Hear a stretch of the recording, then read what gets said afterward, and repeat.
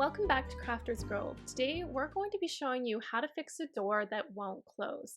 This is a really easy fix. There is a more complicated way of fixing it by rehanging the entire frame and then rehanging the door, but this will take much less time and will be a lot easier. So we didn't fix this door earlier because it was low on our priority list. Living just the two of us plus two dogs, it served a purpose, kept the dogs in most of the time except for when the little one decided to push it open. But once the baby came, that noise just woke her up almost every time, so it shot up on the priority list. Listen into how noisy this door is.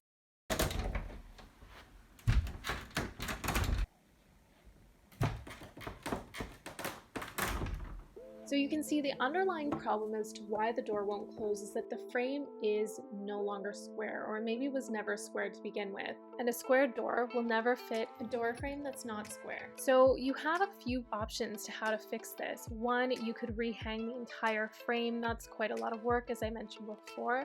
You could cut your door, but then you're ruining your door permanently to fit a non-square door frame. The last option is to adjust the hinges. This is a simple, easy, and inexpensive way to fix this problem.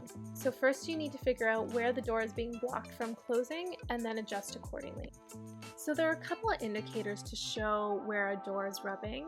One is to see where the paint has been worn from opening and closing. It's a very specific pattern and you can see it here. It looks as if the paint has been rubbed off in one direction.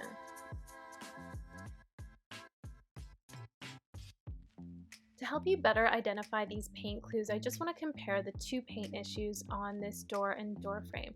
So on the left-hand side, you have paint that's been removed because the paint didn't cure before the door closed. Now, how that is different is that the edging is quite harsh, and you'll actually be able to see on the opposing surface the paint that's been removed.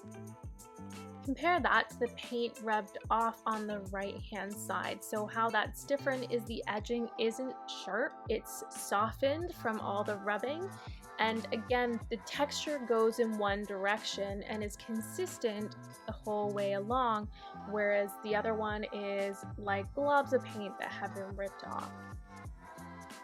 The other indication is where the door hits the frame, and you can see that again here at the top, the same place we saw that rubbed off paint.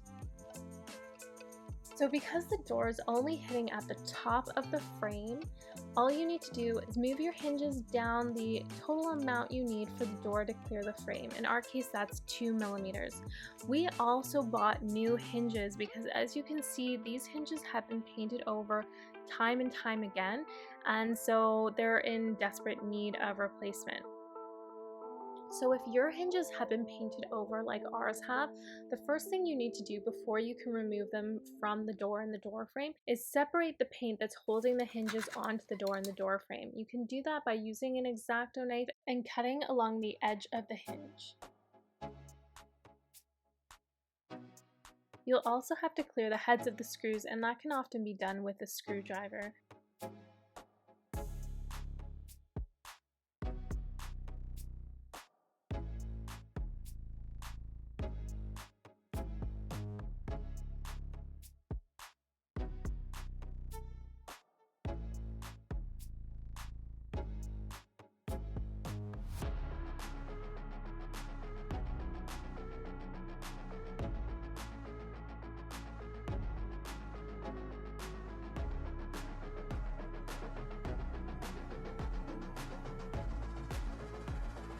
Once you've cleared out the paint from the heads of the screws, you can unscrew the screws using a screwdriver from the hinges and door frame.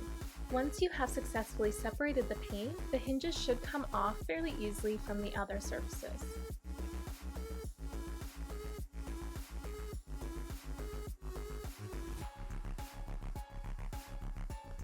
With the hinges removed, you can remove the door from the door frame and set it aside.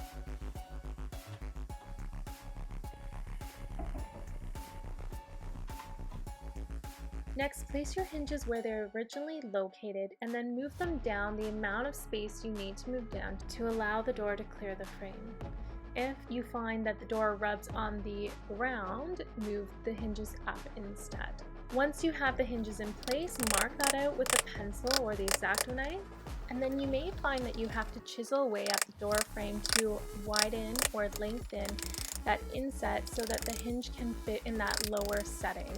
And that's what Steven's doing here.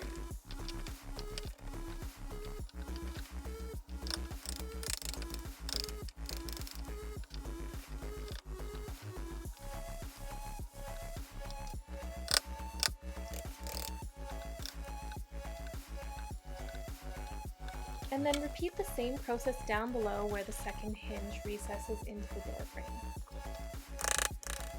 Once you've finished prepping the door frame, it's time to prep the door itself.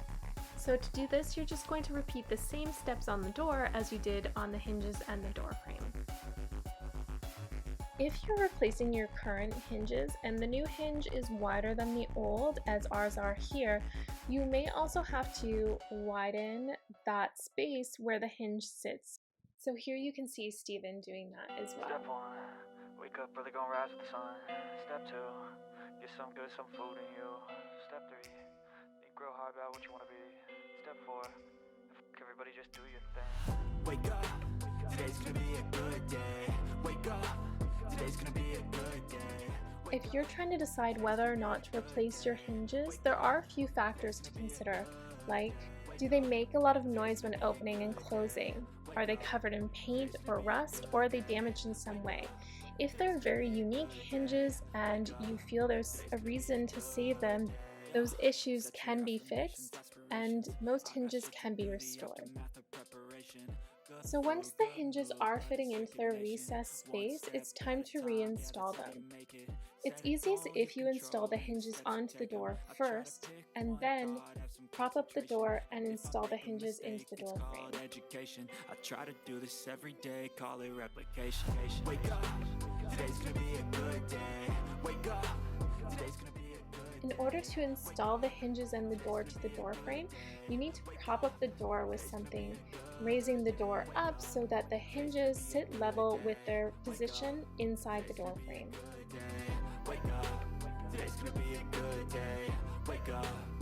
With the door rehung, next on our to-do list is to refinish the door and door frame. However, you could just patch the holes and paint over them. That would finish off this project nicely as well. With the hinges installed, it's time to check out your handiwork.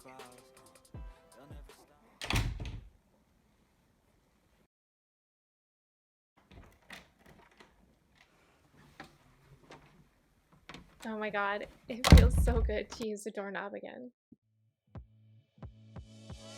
So now you can see there's sufficient clearance between the door and the top of the door frame for the door to close. And these black hinges really fit in so much better with the overall aesthetic of the doors and the door frames. We hope you enjoyed watching this tutorial and are able to fix some doors in your house as well. Please ensure to subscribe to our channel if you want to see more renovation videos that we have coming up this year. Also, give that like button a click and drop us a comment. Bye!